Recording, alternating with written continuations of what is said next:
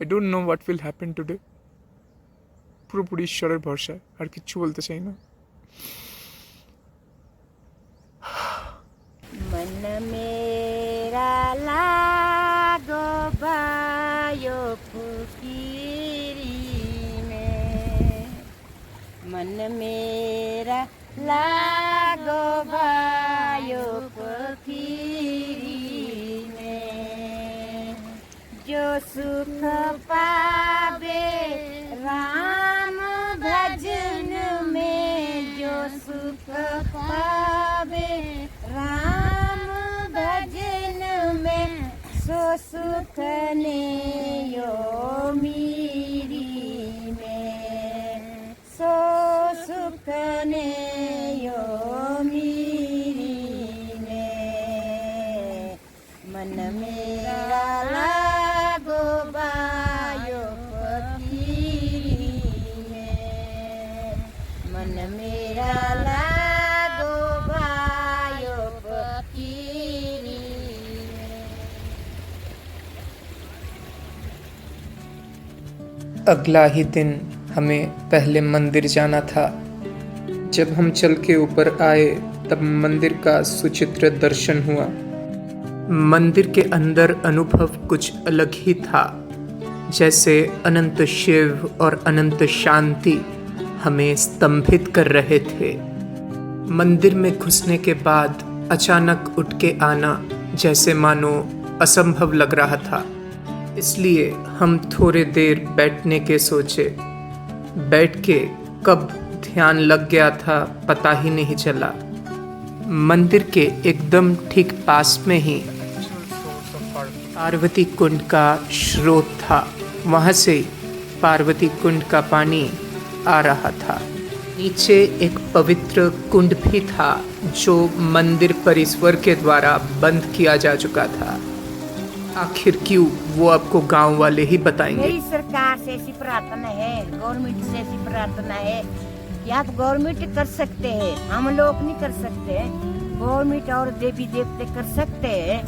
ये शराब अंडे वगैरह ये यहाँ जो खीरी-गंगा में आते हैं, इसको बंद करो, जी बंद करके इसको करो बंद। जो लाएंगे तो इसको जुर्माना लगाओ, कि यहाँ जैसे खून का कैसे पैसा लगाओ। यहाँ तो बिल्कुल खीरी-गंगा माता तंग हो गई है।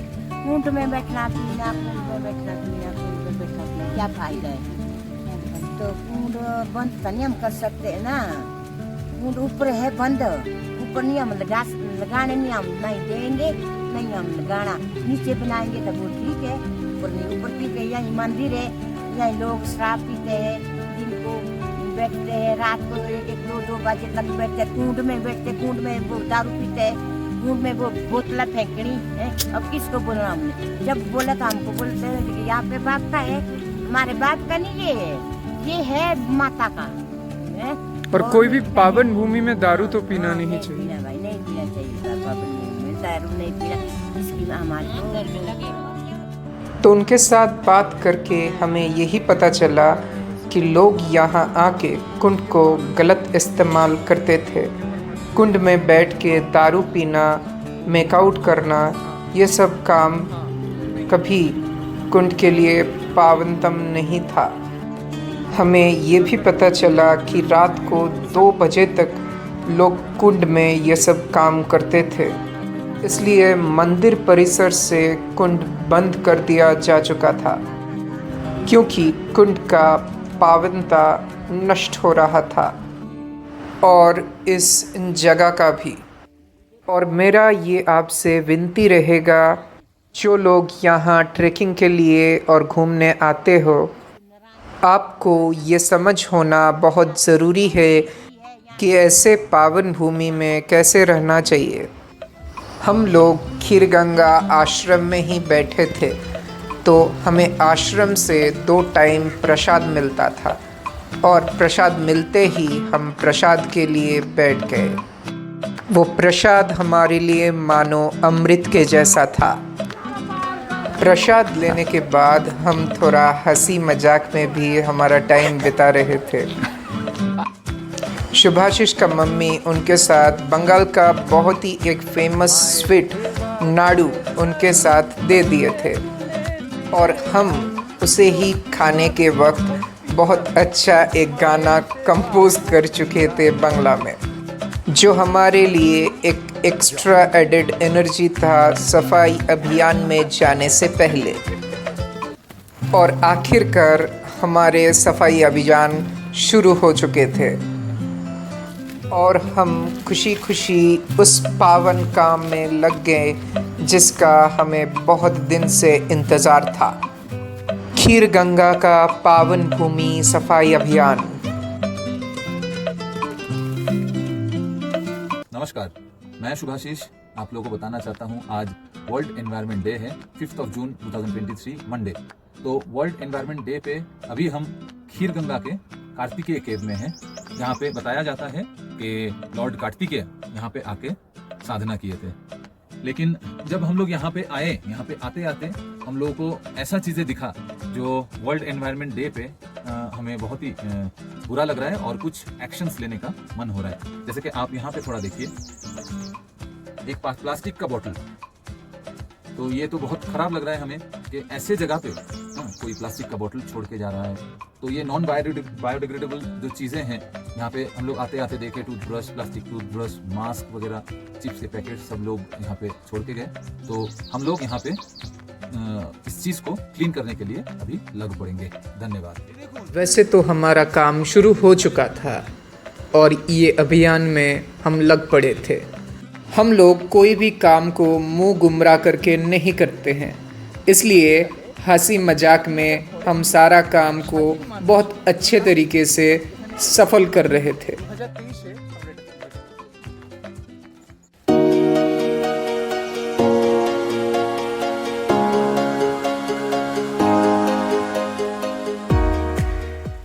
तो अगला दिन हम कुछ तूफानी करने का सोचे थे। हमें पहाड़ी चढ़ना था घने जंगल के बीच में से पेड़ और पौधों को क्लाइंब करके।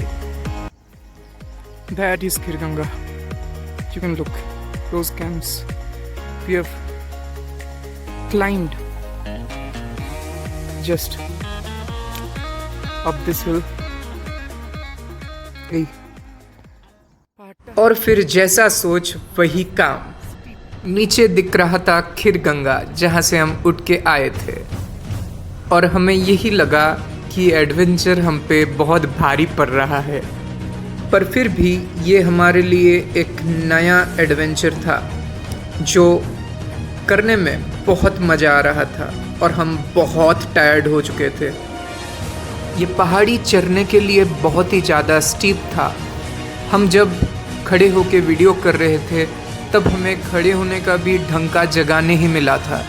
बस पीठ को सटा के पहाड़ियों के साथ हम एक वीडियो बना लिए ताकि ये सभी मोमेंट्स आपके साथ शेयर किया जाए। इतने कठिनाई के बीच में भी हम आपके बारे में सोचते हैं, पर आप हमारे वीडियोस को देखने के बाद शेयर नहीं करते हो। बहुत बुरा लगता है हमें कभी कभार। कृपया करके आपको ये वीडियो कैसा लग रहा है कमेंट में ज़रूर बताना।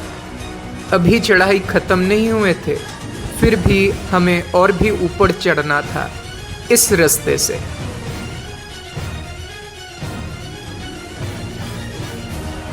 ये उस जगह से काफ़ी ज़्यादा ऊपर था। यहाँ पर तो कोई नहीं आता है, हमें कोई रास्ता नहीं मिला था। बस हम पेड़ पौधों के सहारे झूल झूल के ऊपर उठे थे। खुद को टार्जन जैसा लग रहा था। फिर प्रकृति हमारे लिए छोटा सा बैठने का एक जगह भी बना दिया था। हम वहाँ थोड़ा बैठे हुए थे, थोड़ा आराम करने को मिला क्योंकि हम बहुत ही ज़्यादा थके हुए थे, बहुत ही ज़्यादा। मैं इस चढ़ाई को कठिन तो नहीं बोलूँगा, पर ये बहुत ही ज़्यादा चुनौतीपूर्ण था। It was Indeed very very challenging, one of the greatest challenge I have ever faced. और ये चैलेंज दिख भी रहा था। मेरा पैर पूरे तरीके से छिल चुका था और पैर में ज़्यादातर जगह में धूल और मिट्टी का स्टेन भी लग चुका था। और फिर अगर आपके अंदर वो ऊपर उठने का जज्बा हो तो आप रोक नहीं सकते अपने आप को। फिर हमने भी वही किया, हम ऊपर उठे और ज़्यादा ऊपर, जहाँ से हमें ये दृश्य नज़र आ रहा था जो बेहद मनमोहक था, जैसे मानो प्रकृति ने हमारे लिए कोई उपहार रख दिए हो। इस जगह को मिलने के बाद यहाँ से कहीं और जाने का मन ही नहीं कर रहा था, इसलिए हमने कुछ लकड़ियाँ इकट्ठे किए और थोड़ा सा आग का व्यवस्था भी। अभी सूरज बस ढलने ही वाला था, लगभग शाम हो ही चुका था और इस लकड़ी के सहारे पूरा रात जीना था। मेरा चप्पल भी टूट चुका था और इतना सब कुछ होने के बाद हमने ये डिसीजन लिया कि हमको यहाँ रात को रुकना है। क्यों रुकना है, कैसे रुकना है, ये कुछ भी माइंड में नहीं था, बस रुकना ही था। मानो कोई ऐसा बोल रहा हो कि यहीं आज रात के लिए रुक जाओ। ये हमारे लिए एक बहुत बड़ा डिसीजन था, क्योंकि हमारे पास कोई भी गर्म कपड़ा नहीं था और हमें रात को इतनी ठंडी में जंगल के अंदर रुकना था। कैसे रुकना था ये पता नहीं था, पर रुकना तो ज़रूर था। क्यों रुकना था वो आंसर रात को बाद में मिला, जो मैं आपके साथ कैमरा में शेयर नहीं कर सकता।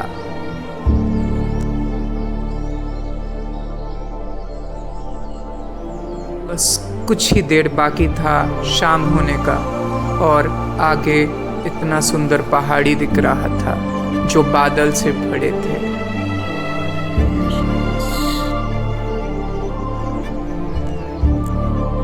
प्रकृति के कृपा से हमें यहीं पर ऐसे बैठने का जगह मिल गया था, क्योंकि ये पहाड़ी बहुत ही खड़ाई था। ये ऐसे बैठने वाला जगह भी हमारे लिए बहुत ही खुशनसीबी था। और फिर बहुत कोशिश के बाद हम इतना ही सूखा लकड़ी इकट्ठा कर पाए थे जो कभी भी रात के लिए काफ़ी नहीं था। और फिर वही हुआ, रात को 8 बजे के बाद हमारे पास एक भी लकड़ी बचा नहीं था जलाने के लिए। किच्छु जानी ना आज के हमारे काছে কোনো গরম आज हमारे पास कोई भी गर्म कपड़ा नहीं था, सिर्फ रेनकोट था और नीचे हमारा गेरुआ। रेनकोट और रेन पैंट भी हम साथ रखे थे, क्योंकि अचानक बारिश होने का काफ़ी चांसेस रहता है पहाड़ी में। मैं बस वही बता रहा था कि इतना खड़ाई पहाड़ी में हम कैसे उठे, कैसे हाथ के सहारे हम हाथ को यूज़ करके हम ऊपर उठे और जगह जगह छिल चुका था, पैर में और हाथ में भी, ये उसका निशान। क्योंकि जंगल बहुत ही घना था, बस ठंड बहुत ही ज़्यादा था। अभी भी ठंड चुभ रहा था और रात को क्या होने वाला है ये मेरे को पता ही नहीं था। हमारे साथ एक बूंद भी खाना नहीं था, पानी का तो छोड़ ही दो।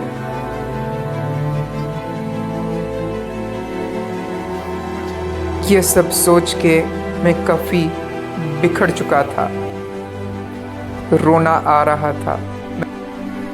बस सिर्फ भरोसा था एक ही, वो ईश्वर और गुरु।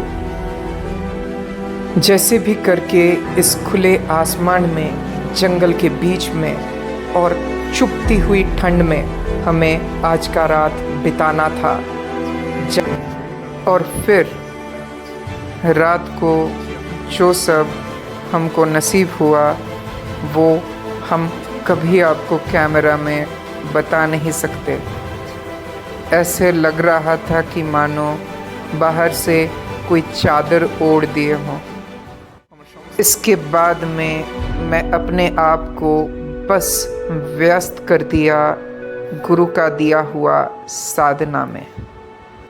बस साधना में करता रहा। ओम रोम जुम स ओम भूर्भुवस्व ओम त्र्यंबकं यजामहे सुगंधिं पुष्टिवर्धनम् उर्वारुकम् बन्धनं मृत्युर्मुक्ष्यमामृतात्।